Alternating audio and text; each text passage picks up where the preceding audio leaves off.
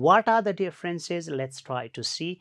पहिलो डिफरेन्स खास के रहेछ भने CV भनेको ब्रिटिश टर्म हो, राइट, र रेज्युमी भनेको चाहिँ अमेरिकन टर्म रहेछ।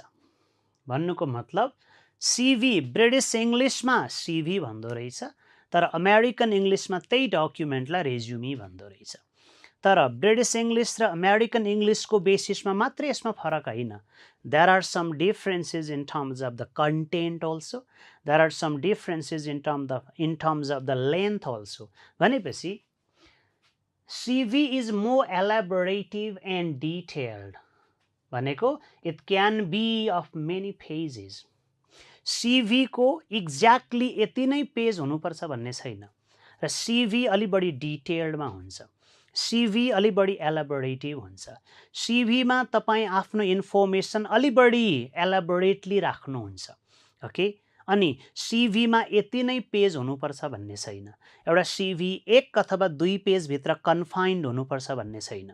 तपाईँको CV तपाईँको आवश्यकता अनुसार अथवा तपाईँको डिटेल अनुसार कहिलेकाहीँ 5 पेज, 10 पेज, 15 पेजसम्म पनि जान सक्छ। That does not make a difference. तर रेज्युमी भनेको एकदम सर्ट र प्रिसाइज हो। भनेको रेज्युमीमा तपाईँले आफ्नो इन्फर्मेसनलाई सकेसम्म ब्रिफली र सकेसम्म प्रिसाइजली मेन्सन गर्नुपर्ने हुन्छ। भन्नुको मतलब के, रेज्युमी सकेसम्म त 1 पेजभन्दा एक्सिड गर्नु हुँदैन भन्छ, तर म्याक्सिमम 2 पेजभन्दा चाहिँ रेज्युमी कुनै पनि हालतमा बढी हुनु हुँदैन। भनेको a resume is shorter but a CV is longer.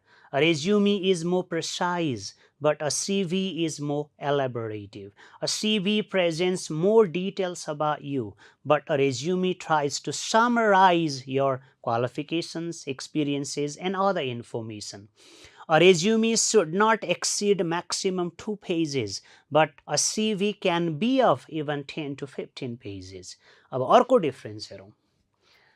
A CV focuses more on academic and scholarly achievements. हो, कन्टेन्ट्सको हिसाबले पनि फरक रहेछ।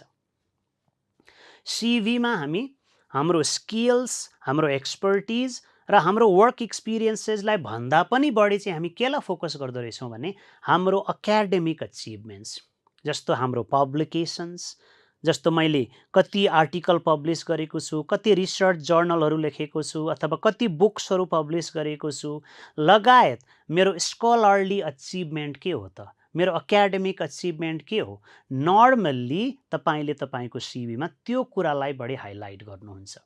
तपाईँको जब एक्सपिरियन्सेस लगायत तपाईँको स्किल्सलाई भन्दा पनि you give more emphasis on your academic achievements, your scholarly achievements, information about your publications, information about your writing and researches, and etc.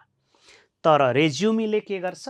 It focuses more on skills, expertise, and work experiences.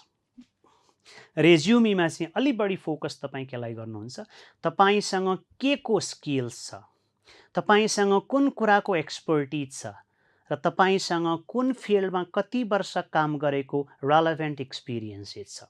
भनेपछि तपाईँको सिभीले चाहिँ तपाईँ के गर्न सक्नुहुन्छ, कुन फिल्डमा काम गर्न सक्नुहुन्छ, अथवा कुनै पनि एउटा जबको लागि तपाईँ अप्लाई गर्दै हुनुहुन्छ भने weather you can work for the post or not, whether you are fit for the post or not भन्ने कुरालाई चाहिँ बढी फोकस गर्दो रहेछ।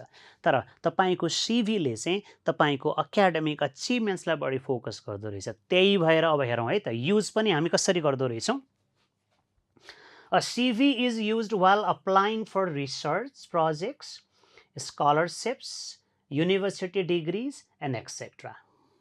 भनेको तपाईले सिभी चाहिँ नर्मली कति बेला युज गर्नु हुँदो रहेछ भने जब तपाईँ PhD को लागि कुनै युनिभर्सिटीमा अप्लाई गर्दै हुनुहुन्छ, अथवा आफूले गरिरहेको भन्दा माथिल्लो डिग्री, सपोज तपाईँ मास्टर्स गर्नुभएको छ, एमफिल को लागि अप्लाई गर्दै हुनुहुन्छ, कुनै रिसर्च प्रोजेक्टको लागि अप्लाई गर्दै हुनुहुन्छ, कुनै स्कलरशिपको लागि अप्लाई गर्दै हुनुहुन्छ, कुनै रिसर्च ग्रान्टको लागि अप्लाई गर्दै हुनुहुन्छ भने त्यो बेलामा तपाईँ सिभी युज गर्नुहुन्छ। You submit a CV, not a रेज्युमी।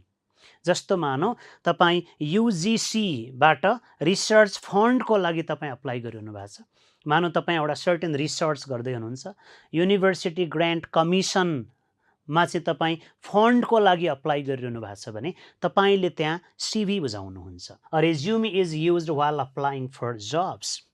र रेज्युमे चाहिँ तपाईँ जबको लागि अप्लाई गर्नु पर्यो। कतै भ्याकेन्सी अनाउन्स भएको छ, तपाईँको क्वालिफिकेसनलाई म्याच गर्ने भ्याकेन्सी छ र तपाईँ अप्लाई गर्दै हुनुहुन्छ भने तपाईँले के गर्नुहुन्छ, सिभी बुझाउनुहुन्छ, सरी रेज्युमे बुझाउनुहुन्छ। किनभने तपाईँको रेज्युमीमा चाहिँ तपाईँको स्किल्स रिलेटेड इन्फर्मेसन हुन्छ, तपाईँको वर्क एक्सपिरियन्सेस रिलेटेड इन्फर्मेसन हुन्छ, तपाईँको एक्सपर्टिजको बारेमा इन्फर्मेसन हुन्छ।